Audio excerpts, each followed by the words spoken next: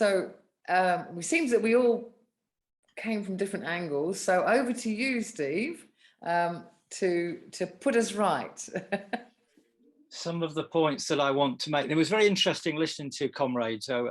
Listening, there's a couple of things I want to pick on, but there were lots of points that are, you know, which I wouldn't disagree with. But one of the things that a couple of things popped out. One is, as you'll see later, is we are trying to avoid talking about the monarchy as a person or one person. I know that literally definition, monarchy is one, the rule of one person, but we've been talking about the monarchy as a constitutional system, and we've been talking about it as the crown, and the crown being a corporate body, almost like a collective body, in which a few people are governing in the name of the crown. So just that sort of thing. But there was, it also made another point which was interesting, which I was going to get onto and wouldn't get onto today because I realized I've got too much to say and it would go on too long. But I did think about talking about Stalinism in this regard, by the way, and thinking of Stalin as a red czar.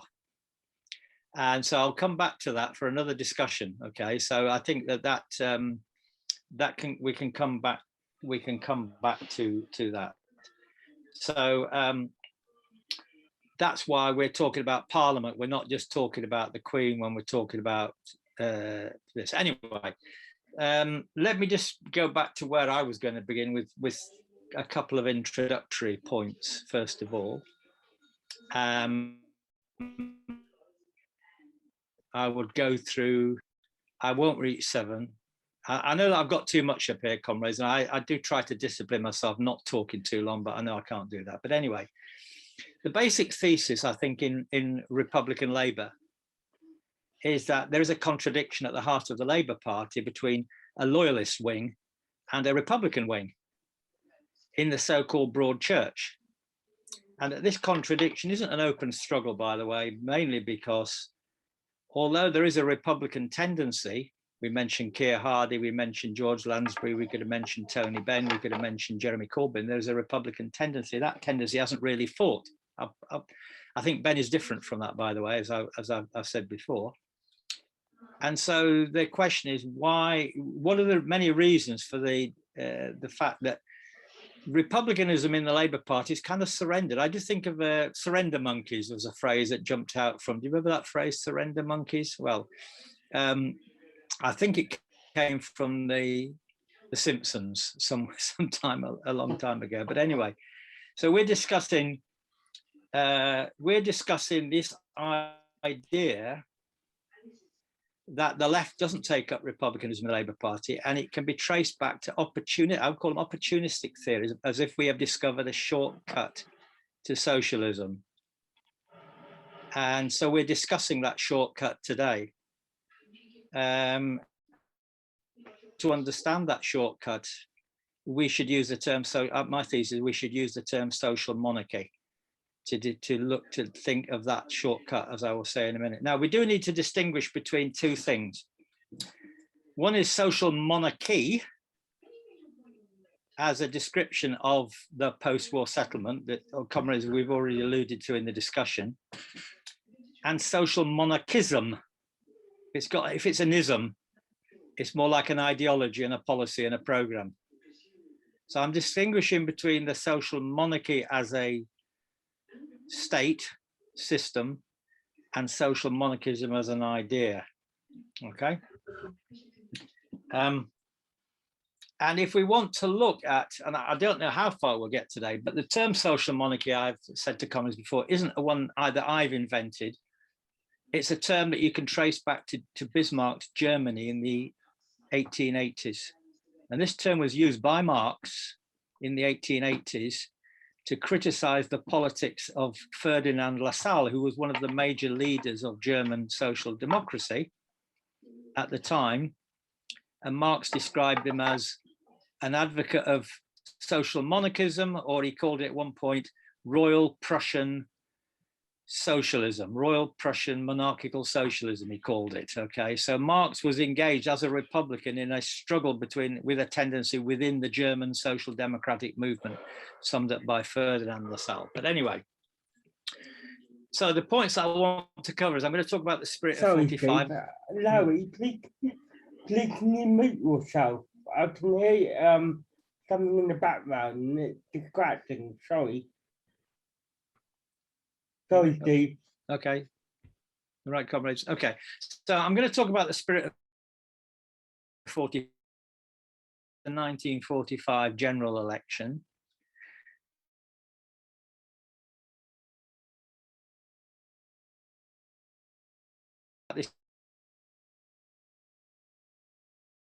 Get as far as it deeply going into business. We may have to leave Bismarck's monarchy for the time being and just look at it again. The idea of bureaucratic socialism. So I'll come to a conclusion. Okay, spirit of 45. I thought I'd start with spirit of 45. You may recall that in 2013 there was a film released by Ken Loach called The Spirit of 45 about the 1945 Labour government, and it was based on archive film footage and interviews, and the director described it as a kind of oral history with pictures, and he was contrasting the poverty of the 1930s with the optimism of the generation that fought and survived the war. And this, of course, we become the baby boomers. Many of us are baby boomers born after that period, or shortly after that period, or obviously the younger members. That's not obviously true, but anyway. He also says in this that, and I haven't actually seen the film. I keep meaning to watch it. I don't know. Some of you comrades will have probably seen it, and I certainly want to go back to have a look at it. Anyway, this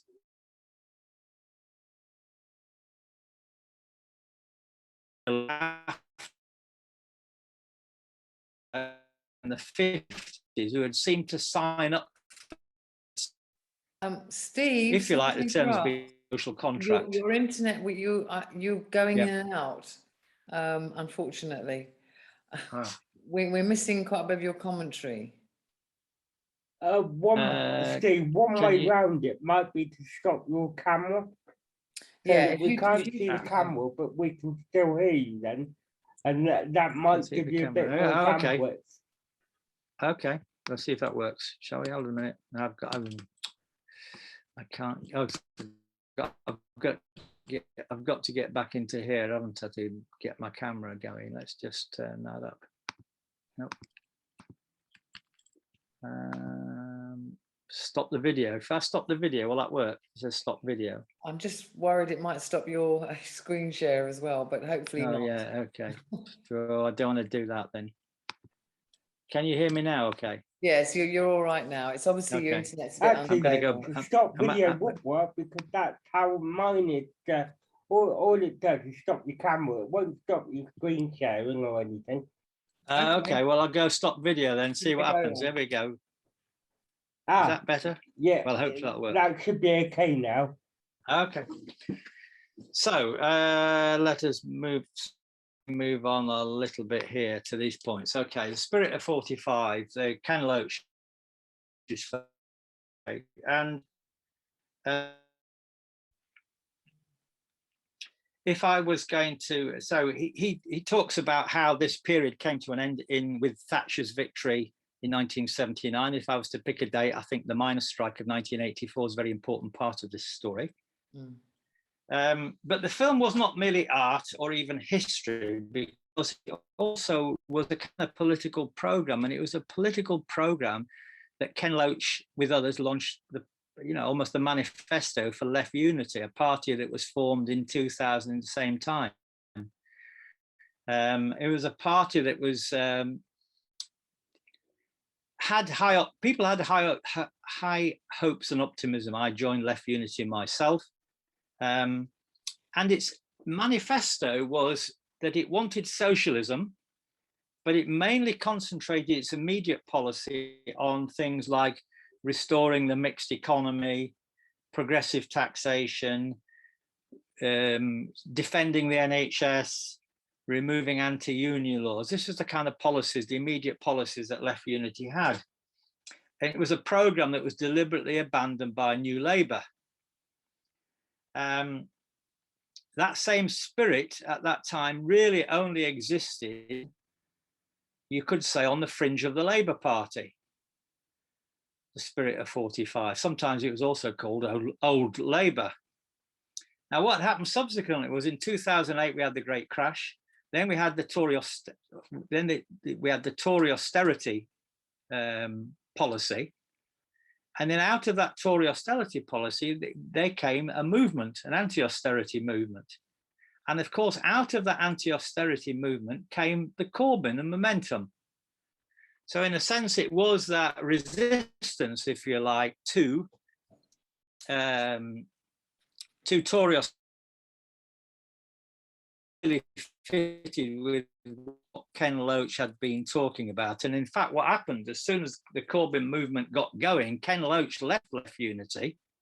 And indeed, most of the members of Left Unity left Left Unity as well, and all went off to join the Labour Party. So that really, in effect, the Corbyn Momentum movement was really the spirit of 45 as a policy, as a programme. What it was doing is it was saying, as Left Unity said, we want to restore things as some of the things that's been lost since 1945. We want to restore those things. So I suppose it makes a neat rounding of the story to see Ken Loach just being expelled, really. So you know that's almost a symbolic idea that the Labour Party is moving away from that as a policy. So the spirit of 45 is to capture that idea. So it's worth, therefore, going back, I think, to 1945, and I'll just talk a little bit about what happened in 1945. Just give you apparently, Jennifer told me there was a 72% turnout in the 1945 general election, which took place either on the 4th or 5th of July 1945, and Labour won a landslide victory. They had 393 seats compared to the Tories who had 213. And when you consider that Churchill was the leader of the Tory party and the sort of leader of the war, obviously the Prime Minister during the war, it was a stunning shock for the Tories and for the Tory party and for Churchill himself that would happen. It turned out that the difference in votes wasn't so big. The Labour had 48% and the Tories had 40%, but it translated through our first past the post system into a big gap in seats won at that time. The swing to Labour was about 12%. And of course, I think somebody said there was a lot of soldiers coming back and soldiers voting. The results of the election didn't come through until the 25th of July, because they had to gather in all the votes that were out with the soldiers in different parts of the world. They had to be all brought back into the country before the election. So the next day, after the 25th of July, Churchill admitted defeat in a letter he sent to Labour Party headquarters, and Morrison, Lasky, Ackley, Bevin, Dalton and others were involved in a discussion about what to do, having won the election. Now, there was a debate, and I didn't know, this is something I just discovered in doing the research. There was a debate amongst them, and Morrison and Lasky said, what we need to do now is tell the king that we're going to have an election to see who the leader will be. It wasn't necessarily going to be Attlee. So they were in favour of that, and they persuaded Attlee and Bevin, or Bevin and Attlee appeared to agree that that would be what they would do. But as soon as they left the meeting, Bevin said to Attlee, get in your car and go up to Buckingham Palace and meet the king, which Attlee did immediately. He drove straight away to the palace, met the king, and they agreed, the king and Attlee, that Attlee would be the new prime minister. So what happened next was Attlee came back from the palace, and he came back to a big rally at Central Hall in Westminster. And he came back, and Morrison was still arguing, we want to have this election. Meanwhile, Bevin got up at the rally and declared that Attlee was the new prime minister, and Attlee got up and said, yes, I've just been to the palace, and I'm now your new prime minister. Now, it's only a small story, but I mean, it just sort of shows a little bit of what goes on. Obviously, the monarch has some role in politics, especially if there's a faction thing going on choosing between different factions.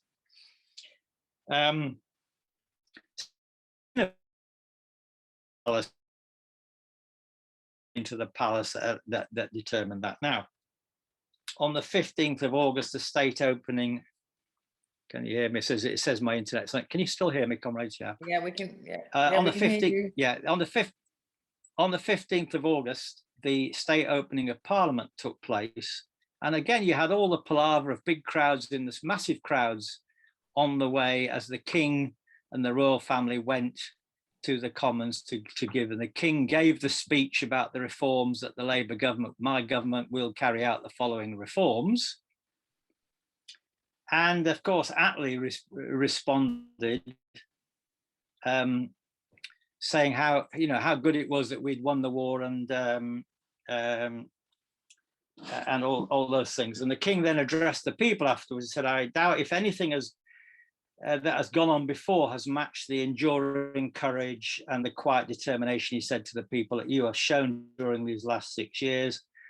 Great as are the deeds that you have done, there must be no falling back from this high endeavour.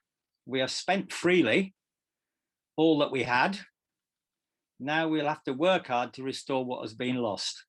So he's telling the population, by the way, that Britain is bankrupt and after the war, and Britain was bankrupt after the war, and you're going to have to work hard to get the show back on the road, to restore, he said, fabric of civilization. Nevertheless, the government after the opening of Parliament, the reform programme that comrades have already mentioned, they're all familiar with, just to mention some of the things, it made the reform programme that they carried out immediately after 1945 includes nationalisation, centralisation, new economic and financial controls that they developed during the war, more public ownership, and more extensive social welfare. It was also a new kind of militarization, because peacetime conscription was going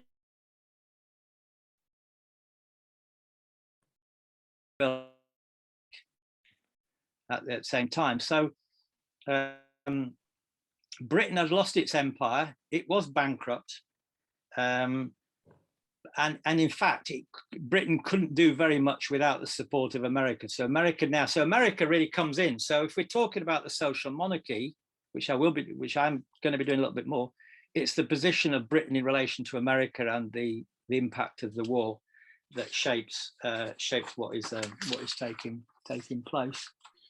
Now then, we've had the general election results. I think my next point was, I'm now just going to talk about the idea. I'm not going to go into the details in a talk like this about all the different laws and things that were passed and all the nationalizations that take place. I can follow it up later, but let's just move on to what I thought I wanted to talk about was periodization. I call it periodization. Now, this diagram that's here, we had this diagram before, but basically it's dividing the history of this country into the first period of monarchy, the second period of the revolutionary 17th century, and then the third period,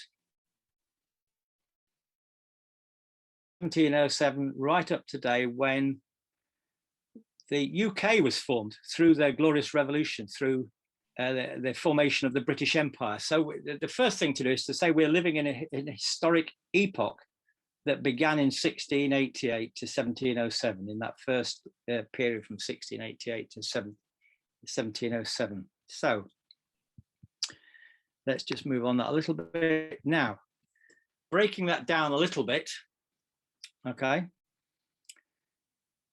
So when we're talking about the monarchy, as I said before, we're not just talking about the monarch, we are talking about a parliamentary monarchy. We're talking about a constitutional monarchy that was formed in the Glorious Revolution on the left-hand side of that diagram. Then we've got a whole history of change, the struggle for universal suffrage that takes place going through the 1790s. If anybody saw the Peterloo film on last night, 1817, 1832, the Reform Act, 1848, the Chartist movement, the suffrage right the way through to women getting the votes in 1918 and 1928. So under the auspices of this constitution, there through universal suffrage taking place. You could talk, and I would talk about the period from 1870s as being an imperial monarchy. It's when Queen Victoria became the Empress of India. The monarchy was very unpopular in the 1860s and 70s, very unpopular. And the monarchy and Queen Victoria was not seen very much anyway. And Disraeli persuaded her to come out of hiding, and he made her the Empress of India. You know, they had a whole big palaver, made her Empress of India. And that was the last time that republicanism was popular in this country in the early 1870s.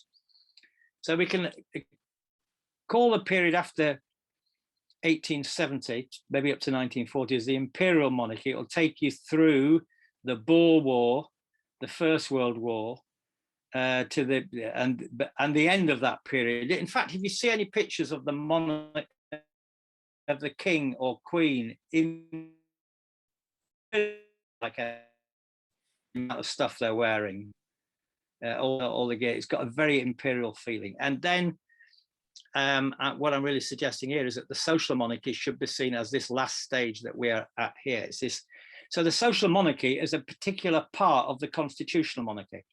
Okay, it's a particular stage, if you like, the last stage of the last stage. Well, maybe it's the last stage, maybe it isn't the last stage. Well, that's still to be seen. So, and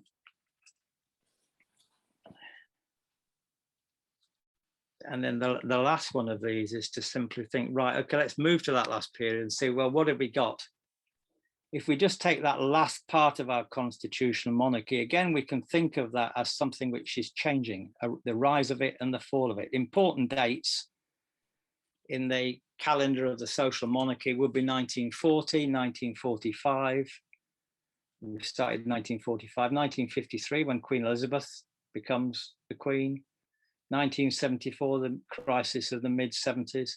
1979, Thatcher coming to power. 1984, Blair, 2008. So I think we can see a rise and a fall. And in our group, we were just talking about the last period, the last 10 years since 2008. Does the social monarchy really exist anymore? Or is it in crisis? Has it been dismantled? That's the thing that we actually need to look. So just as the constitutional monarchy is not fixed, so the social monarchy is itself something which is evolving, and it's not fixed. Of course, it's the balance. It's the class struggle that shapes the social monarchy. It shapes the balance of forces. Okay, so and let's just come back then. So, thinking of the social monarchy as a period within the bigger picture of the constitutional monarchy from 1688, the end part of it, which has within itself its own contradictions, its own developments. I can't really go on here now. Okay, so let's just now look at the idea of the social monarchy as a description. So if I was going to call it, I would call it the British social monarchy. That's the first thing I'd add the term British to it. And why would I do that? The British social monarchy, it means applies obviously to England, Northern Ireland, Scotland and Wales, but it also implies that maybe there are social monarchies somewhere else. So there's an idea there. If it's British, it's not one in Sweden. Maybe there's a social monarchy in Sweden. Maybe there's one in Norway. Maybe there's another version in the Netherlands, all of which are constitutional monarchies.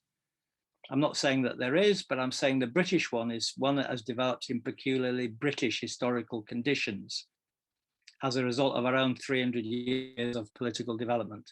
So that's the first thing, British. Second term, monarchy, as I've made that point before, we're not talking here about the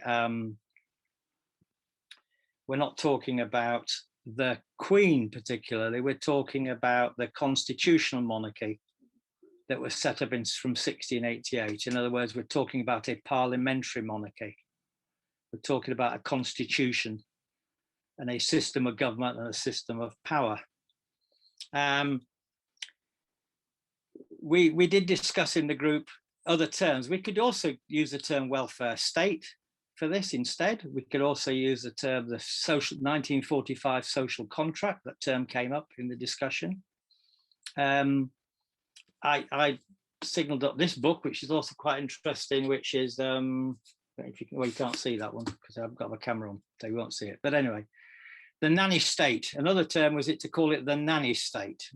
People have talked about 1945, we got the nanny state, or the term social monarchy. But we could also argue that if we think of it as the British social monarchy as the welfare state, another term for the welfare state, what about the idea of it being a warfare state? But I mentioned before the idea that if you don't think of it in purely British terms, think of it in international terms, then this is part of the idea. Right, this is part of the idea that the British social monarchy should be seen in the context of Britain's position in the world, not just in its own terms. So the social monarchy is a product of the war, and the war really was the beginning of the end of the British Empire and the beginning of a new relationship between Britain and America. So the social monarchy is really a product of the Cold War. It's a product, in some ways you could say it's a product of the Russian Revolution, the product of the rise of Stalinism and the importance of socialist ideas. And then it's the product of the war and the Cold War, in which Britain aligns itself and depends upon America. So it's not just the welfare state, it's Britain's whole position in the world that is shaped by what's happened in 1945.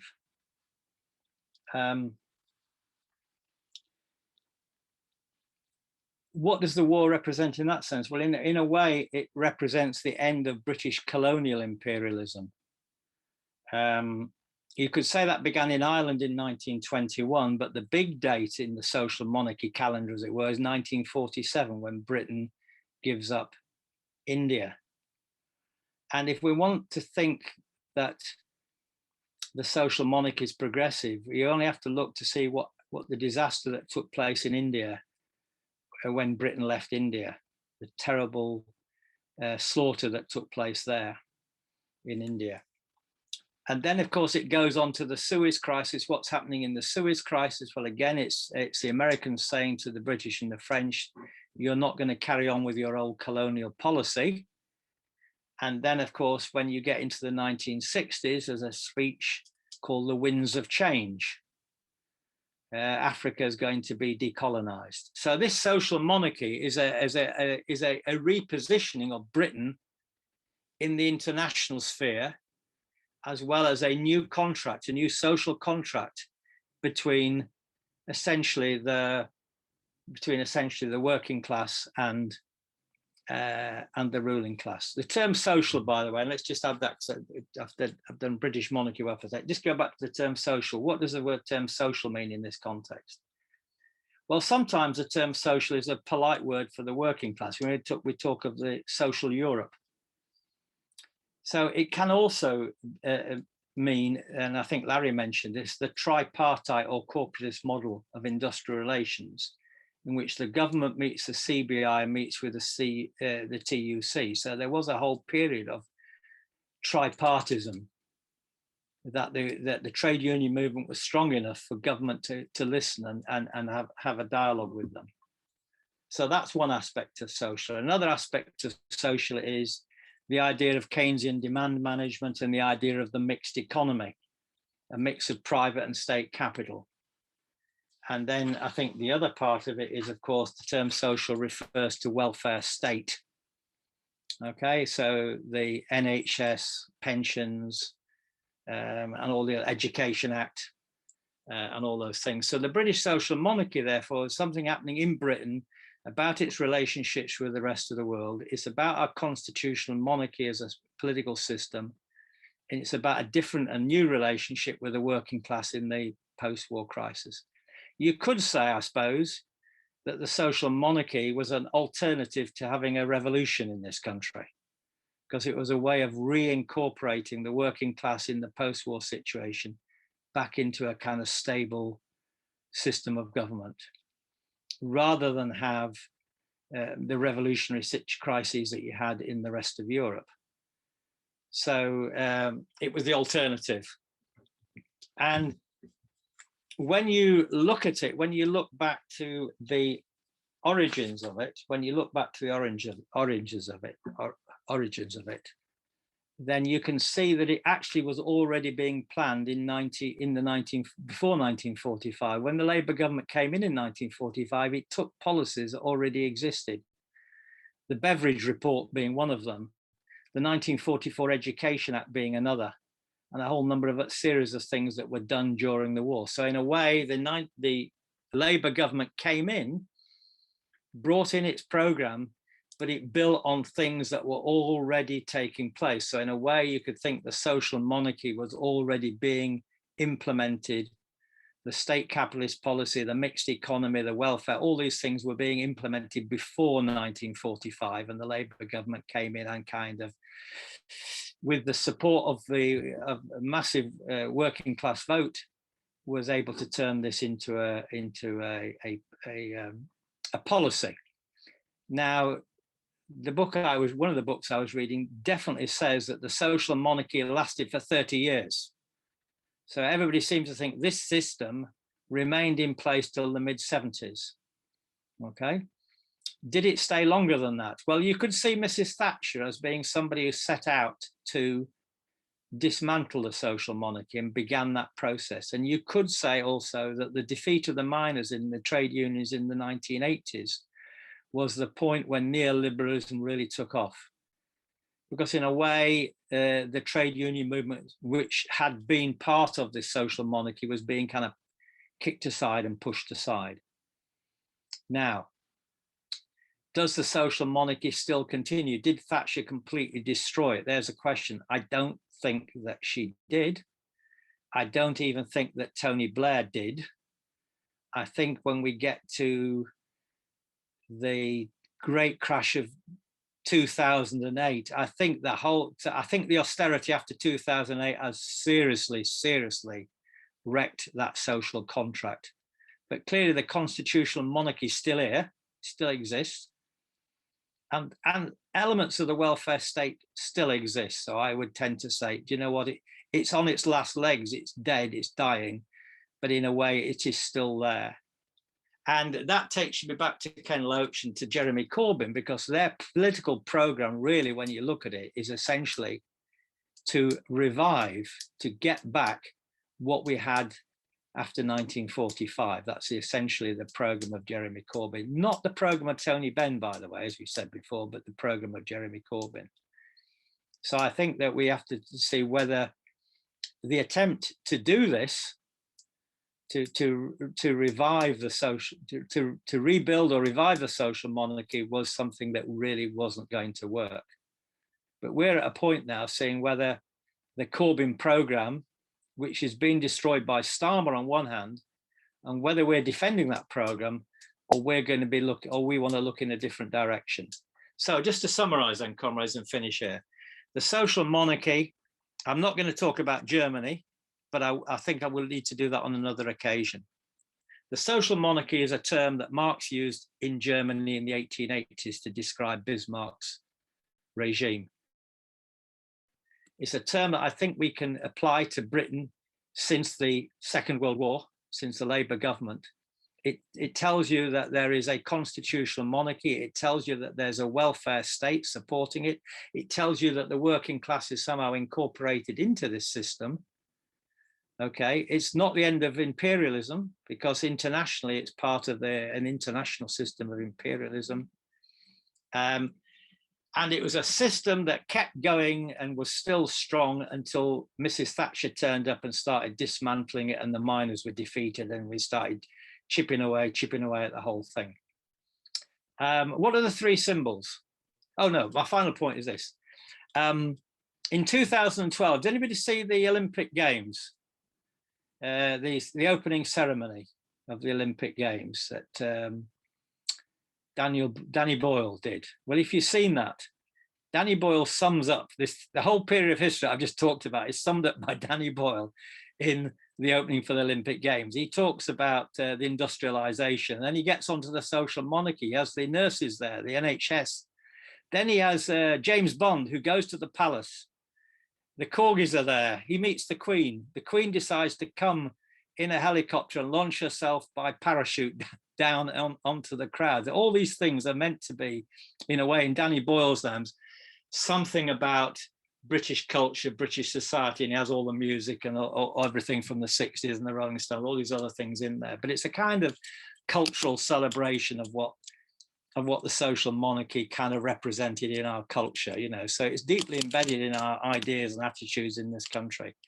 But it's in a deep crisis, and it's the crisis of the social monarchy that we have to get to talk about to see where we are going next. I will stop there, comrades. I've no idea how long I've been going on for, but it's definitely time I stopped. Okay, sorry about that. And I will try and see if I can get myself back. Hold a minute. I'll start my video, and I will end the show. That should go, and stop sharing, and that should go as well. There we are. Yeah. Thank you. That was very good. I saw Spirit of 45. What an amazing film it was. Ken Loach was up. We were at Morpeth Labour, Morpeth CLP, and they got Ken Loach, and they showed that film Spirit of 45, and it was absolutely inspiring but depressing at the same time. You know, that the spirit of forming the welfare state, the NHS, and then Thatcher demolishing it bit by bit. Everything that had been done in that social contract after the war, she was taking it apart bit by bit by bit. So that was extremely depressing, but it was such a good film and such a good summary of where we were and where we are now.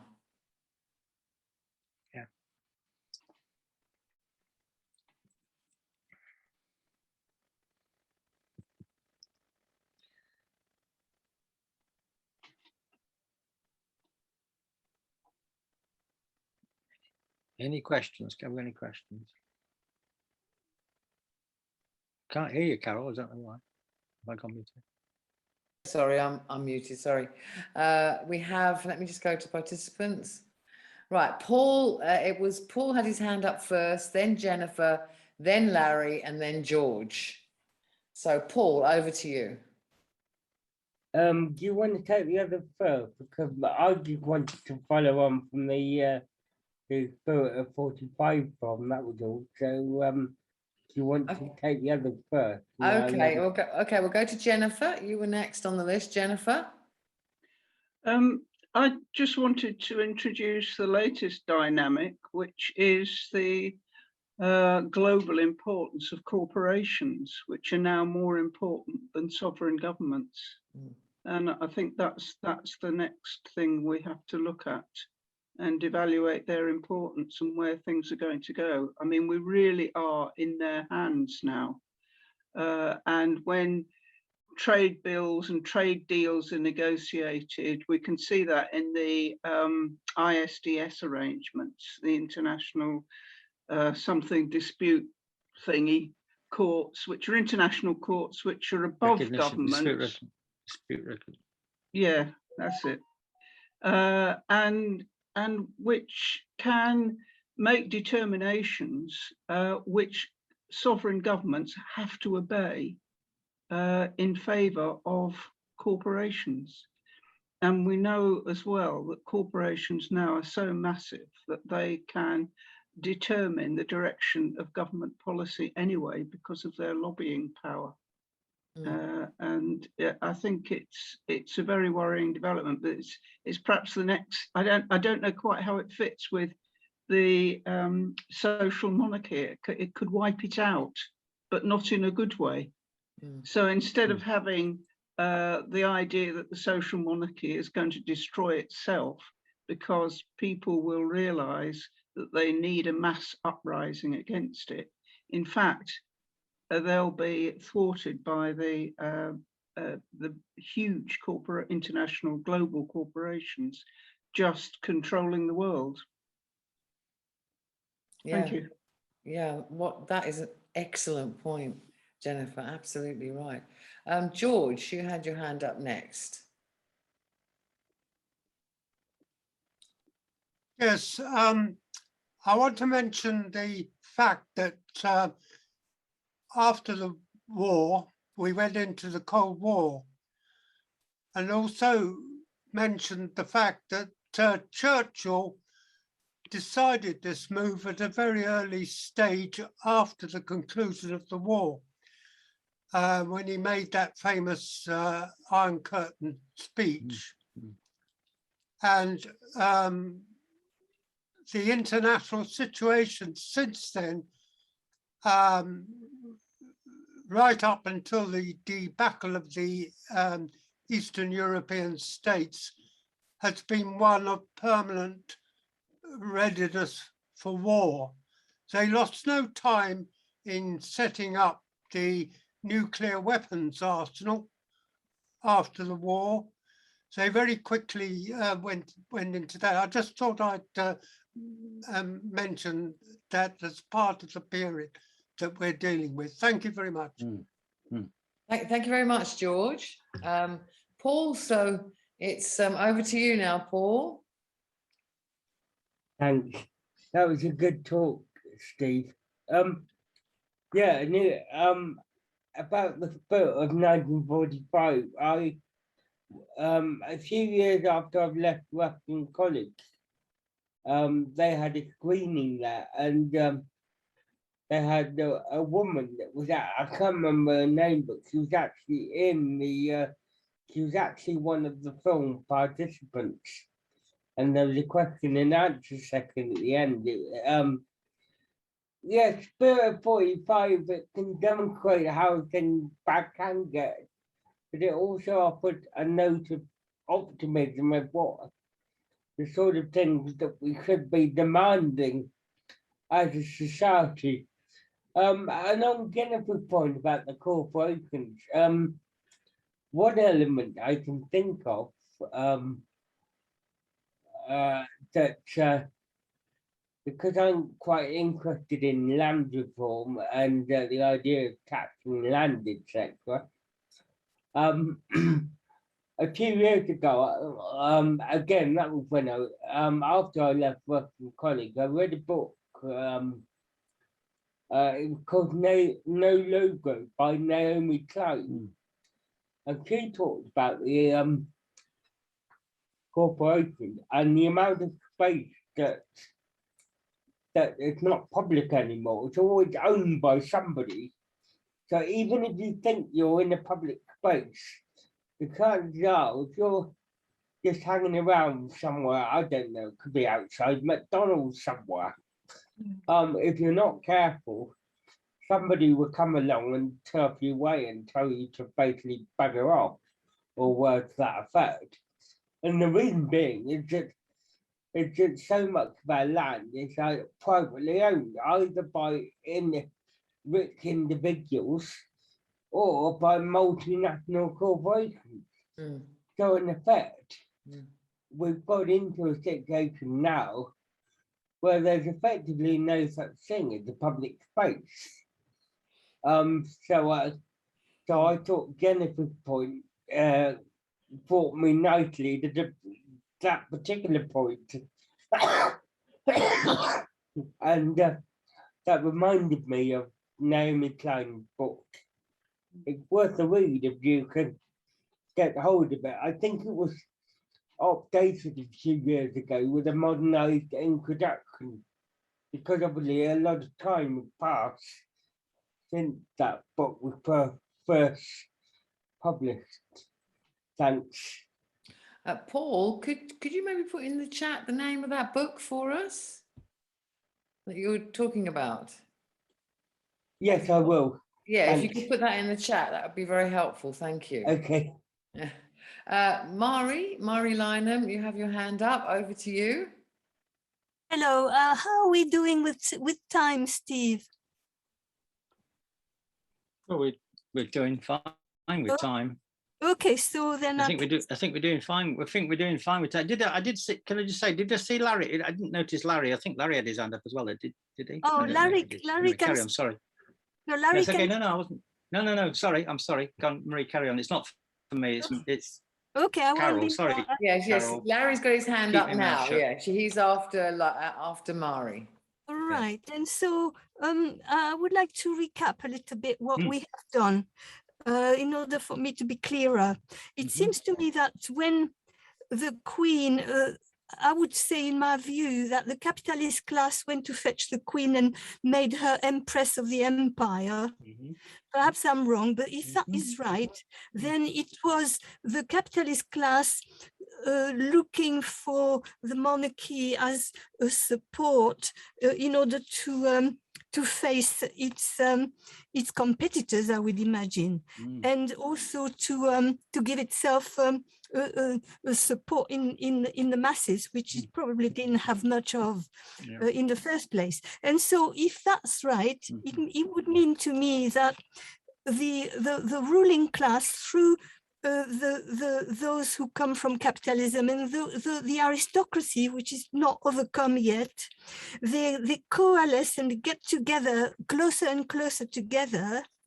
And could it be that it is to face up to precisely what one of the friends, Jennifer, was saying about the corporations. They see the rise of a power which is superior to theirs, it seems to me, that these corporations are not going to need any monarchies, it seems to me, and that they are, if they could have their way, they would have a completely different system where there would be, in fact, no space for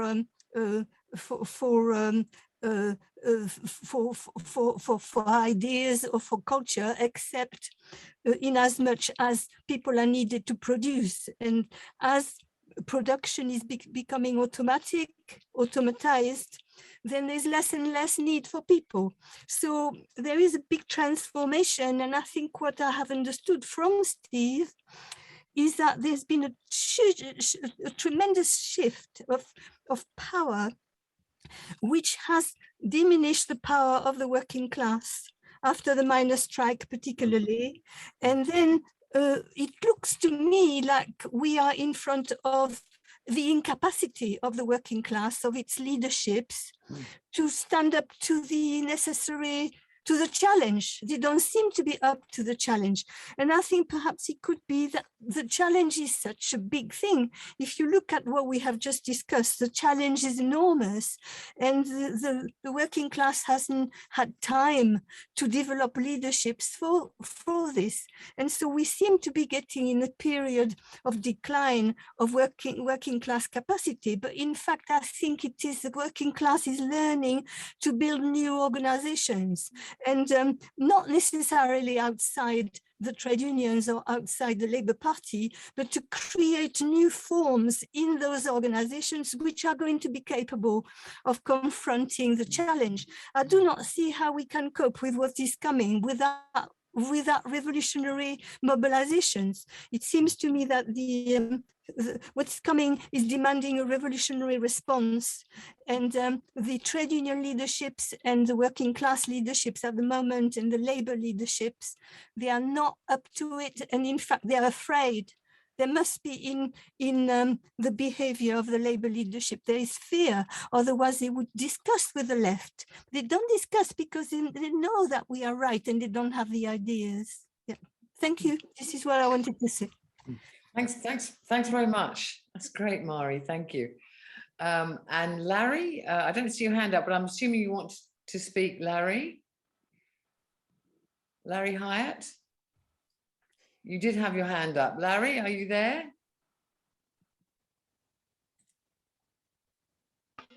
Can you hear me now? Yes. Yeah, we can hear you. Yeah, sorry, Yeah. I must have, I'm muting myself. Yeah, I agree with Marie, but I'm not quite so optimistic that there's something around the corner waiting to happen. But what I want to draw upon, Steve, and I welcome the contribution you've made this evening, is the spirit of 45. I know you've put that as a title or subtitle, but following the Second World War, did the establishment plan a social welfare to offset the social revolution that you indicated was the possibility in Europe? Yeah. So if so, who was involved and were they accountable figures? I.e., Attlee didn't just suddenly appear. Well, he did seem to suddenly appear, and he flew off to the palace. Queen or the king, and the king. The king at the time, and to become the prime minister. It seems to me that we seem to imply it's democracy, when in actual fact it seems more logical to see it as a mirage and an establishment conspiracy to manipulate the working class, because the Labour Party was needed at that particular time. Which brings us right up to date with the power and the influence of the multinationals. That's it. Thanks.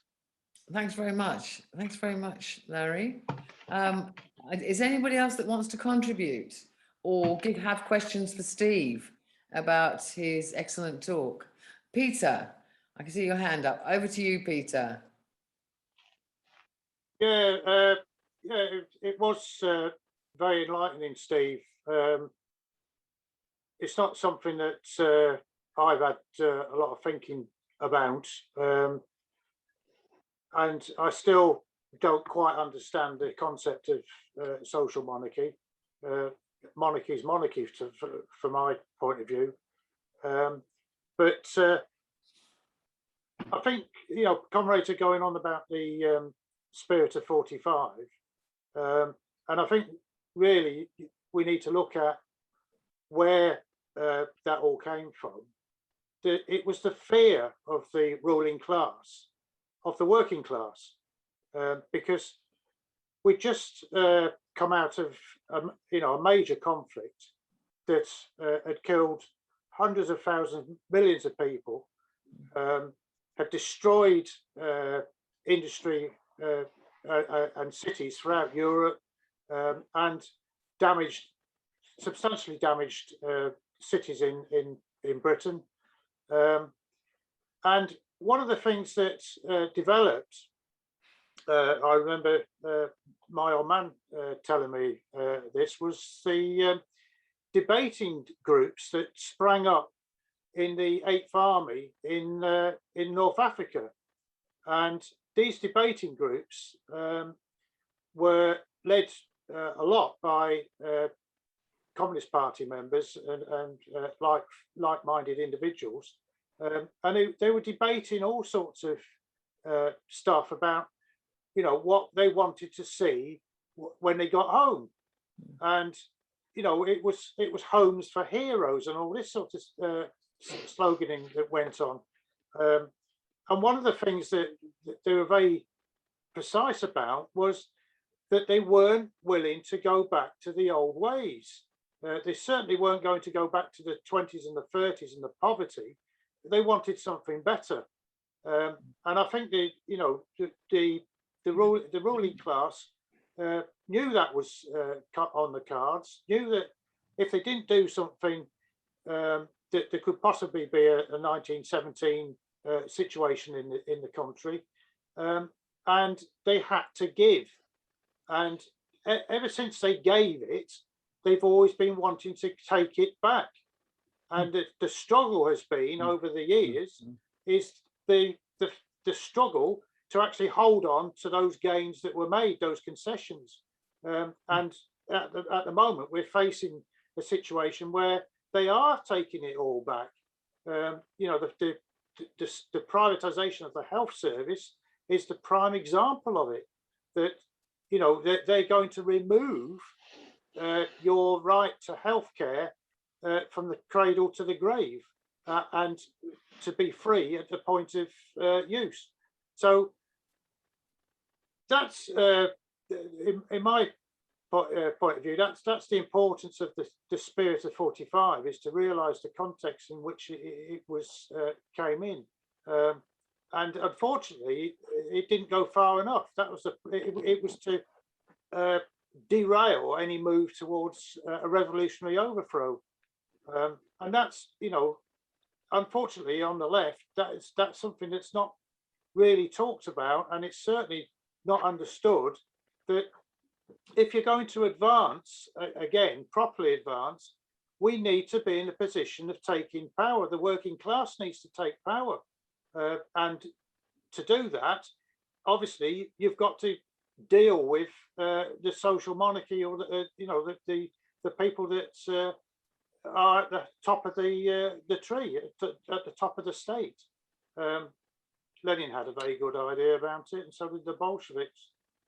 When they dealt with their bloody scoundrels and horrible bastards that were in Russia at the time. But I think that's the important question, is, you know, we need to understand the state, the structures of the state, what it does, how it opposes us, the threats it is to us, in order for us to build up support to actually get rid of it. And that, you know, it sounds simple, it's not, but that's where I think I come from.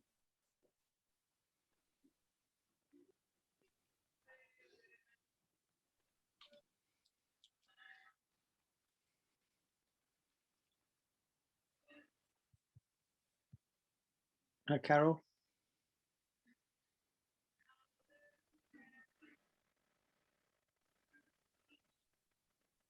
Hello?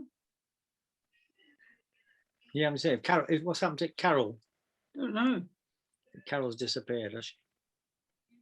Sorry, I there, muted Carol. myself because I was, and spotlighted Jennifer because I thought she was going to speak to us. Yes, well, I was a bit thrown there because nobody said anything to me. Yes, I just wanted to say something about the use of fear as a weapon, which seems to have been increasingly weaponized since Brexit, and everybody talks about Project Fear and so on. And it is now being used as a weapon of control. But interestingly, it's a response to a fear induced by the threat of a possible mass movement. I do think the establishment is concerned at the moment that there is a possibility, if they push us too far, that there is a mass movement. People will get together and resist what is going on. We can see Starmer's afraid of that because he's actually a member of the establishment. Let's not believe he's in charge of the Labour Party. He's a member of the establishment, and the establishment is worried about that. And so they respond with their own Project Fear, which is things like the policing bill, and also the threat of austerity, and this endless bloody talk about debt, which drives me mad. It's used as a controlling factor. I was in Dewsbury Town Centre the other day, and we're trying to draw attention to the £20 that's going to be taken off universal credit and get people to sign a petition. And a woman came up to me and she said, but it'll all be a problem for the future generations. We can't do it. We can't give them this money because future generations are going to suffer. And I said, no, there is no debt problem. She said, there is. And she was quite desperate about it. And I said, well, if there's a debt problem, who are we going to pay back? Who do we owe? Yeah. Ourselves. That's who we owe, ourselves. Yeah. So there is no debt. But it's constantly promoted. Debt. Therefore, we must have austerity to pay back a debt to ourselves. What? And I don't know how we cut through this. It's really significant at the moment. Thank you. Yeah, absolutely, Jennifer. Actually, David Cameron at a bankers conference in 2012 said that austerity is a Tory ideology. So it's nothing to do with paying back debt. It is all about transferring money from the working class to the ruling elites, the establishment. That's what austerity is about. It's got nothing to do with debt. So that's a really good point there, Jennifer. Thank you. Susan was next. Susan, if you can unmute yourself, and I'll spotlight you. Okay. Right. Okay, two things. One question to Steve to say thank you. Interesting talk.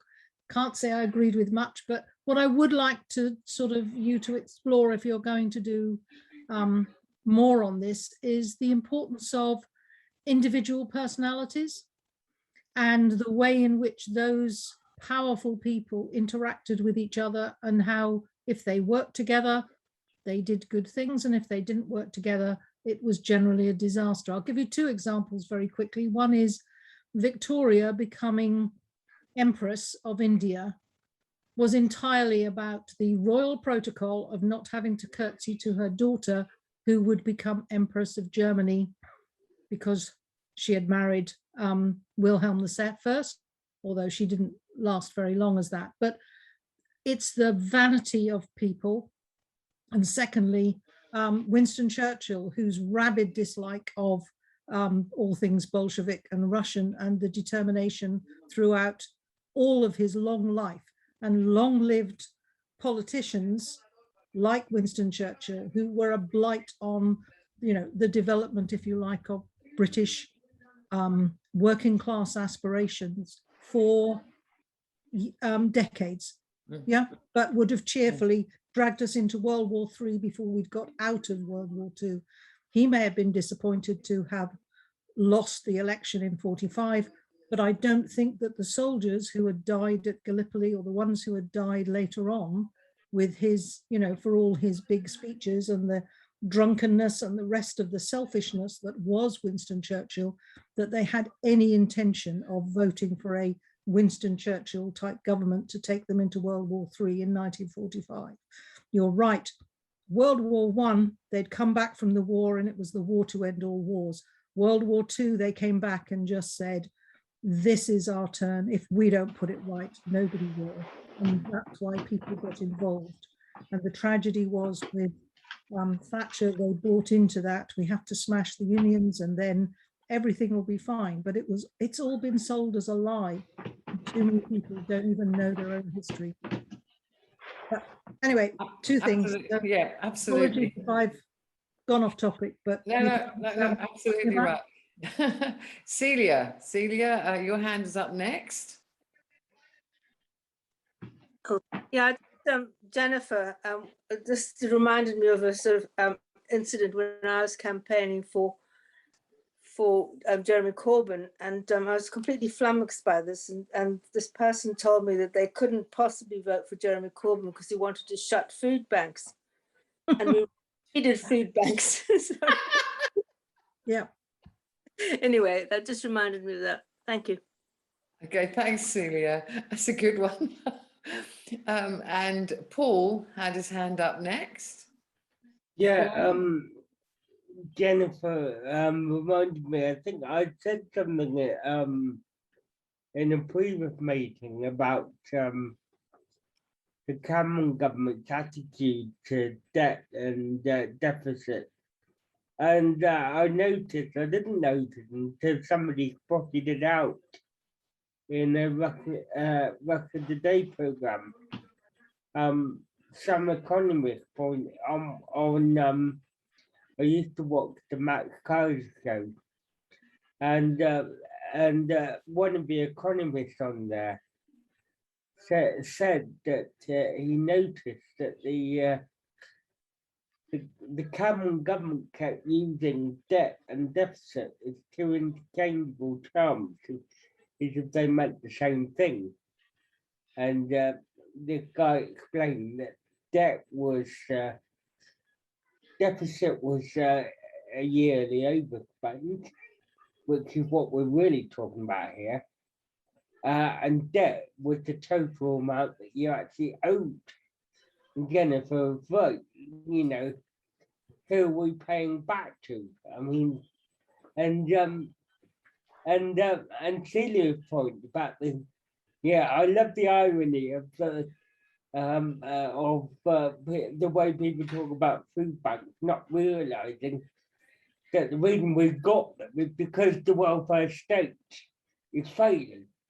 And I know this is a different topic, but I'm reminded of the during the local council elections and the Hartlepool by-election, a friend of a friend told a friend of mine that he was voting Conservative because he was fed up with the Tories. Now that took me a while to process, but this is what you're dealing with when you have to deal with people on the doorstep. Unfortunately, there are people out there that they literally don't understand that what they voted for with the same. Yeah, I stopped there. Yeah, that's the problem, isn't it? But political education in this country is practically non-existent. I mean, now that back in the day, the miners would have mining institutes, they'd have meetings, they'd be educated on politics, but it's not happening anymore. People have no idea how things run, and that's why it should, in my opinion, should be a part of the school curriculum. At least how government works. I mean, it doesn't have to be left-right politics, but just the mechanics of government and local government and how they're funded. And this is so important, and we just don't have it in this country. Well, we've now got to 9 o'clock, Steve. Can I go back to you now for you to round up and answer any questions that were asked? Unmute myself. Sorry. Thank you, comrades, for some great questions and contributions. I know that I'm not going to be able to answer everything that comrades have said. I'll just try and pick on a few things, but our group is meant to be an ongoing dialogue, so it's not the end. Today is not the end. It's just part of the carrying on, and we're going to keep carrying on. That's the thing. So any questions not answered will be there. I'd pick out one or two. I wanted just to mention, first of all, Jennifer's point at the beginning about the global nature of capitalism, which I agree that, capitalism has become very much a global system. And we've got some massive global corporations, which are very, very powerful. But my only note of caution is to remember that states have to exist in this system, because Google and Apple have to be protected by somebody. Somebody has to have guns to protect them. Well, who's got the guns? Which guns are protecting Google and Apple? Well, I mean, I suppose if you went and occupied Google headquarters in London, Their Majesty's Constabulary would turn up to deal with you. But ultimately, and at the end of the day, it's America. It's American military power that is actually the thing that protects the American corporations. They're not abstract corporations. They are American, or they're British, or they're European. And so there is military and political power is important. And these neoliberal trade treaties that they're doing, they're always underpinned by neoliberal states and neoliberal policies that allow these things to take place. These negotiations are by politicians in the interests of corporations, I agree. So I'm not disagreeing with you exactly, Jennifer. I think we mustn't lose sight of the fact that nation states are powerful actors still. And in this state, we've got a constitutional monarchy, we've got the powers of the crown. And that's where our focus, in a certain sense, that's where our focus is. I mean, I will say that neoliberalism as an ideology has undermined the constitutional monarchy. This whole idea of a free market, it actually undermines, not only by removing social support for the working class, thus alienating the working class and making people more likely to go, well, stuff the lot of you. But how do we have council housing for the Queen? How do we have state industries of the Queen? How do we have all these state institutions of monarchy and subsidy and all these other things which completely contradict neoliberal politics, except the neoliberals have no interest in pointing out that contradiction to us because they need those things for stability. Thatcher, Blair, the whole neoliberal policy has damaged not just the welfare state. That's my point, because if we call it the social monarchy, it's not just the welfare state that is destabilized, it's the constitutional monarchy itself. And if you want to know how the constitutional monarchy has been destabilized, then look at the Scottish referendum in 2014, when the 45% of people wanted to leave the UK. Or look at the Brexit vote, when people become so fed up with the state and the state of society, if you like, the failure of the welfare state, if you like, that they thought that leaving the European Union was the answer. Obviously, it's not, but that's a part of the fact that neoliberalism has made people dissatisfied with what the Crown, the Constitution, etc., is delivering for us. And people want more democracy because they, well, democracy is the only way to do it. So I think I just say that I think that neoliberalism, the social monarchy is not dead, but it's in a serious, serious crisis because of neoliberalism. You know, and it doesn't just stay at the welfare state, it goes to the political system itself. It goes to the constitution itself, which then becomes destabilized. And that's why we fight a Republican democratic policy, not a restore the social monarchy policy, if you like, to put it that way. That's what I would, that's the conclusion I would draw. Because republicanism's got an answer to neoliberalism. And that's what we need, you know, because it's about citizens having power, not individual companies having power. Anyway, I would turn to George. So I want to comment on George. Said George is a very good corrector because George, I think the nuclear and I think India, I'm not sure if I got that right, George, but he certainly brought in the international dimension and the Cold War. And it's just to not see the social monarchy as if it simply exists in isolation from the rest of the world. And if you think the social monarchy sounds like progressive, then think about what happened to India when India got its independence. Think of the terrible slaughter that the British state triggered in India, and the mess in Palestine, and the fact of nuclear weapons, and the alliance, all the stuff that the British alignment with America. So the social monarchy is not a national thing. It's not a purely national thing. We can only see its full character, if you like, as a social monarchy by looking at it as an international. And I think that's what George was bringing into the equation, or reminding us, if I've understood what George was saying, I think that's what George is saying to us, that think of the social monarchy as part of the Cold War, as a part of American imperialism. I think social monarchy is what else have we got? I don't really have I think I agree with what Marie said. I'm just trying to look at my notes, Marie. I'm not sure if I've now got notes of what you're saying. I remember thinking I agree with what you're saying, but now I'm trying to look at my notes to make. I'm sorry about that. Maybe we have to talk about it afterwards. I can't make it tell my own notes. Larry talked about policy, you know, and I think that was the point, that the social monarchy was a policy that pre-existed the Labour government. It was so who did that policy, and where did that policy come from? It came within the state during the war. It was being fashioned already by the coalition and the civil service.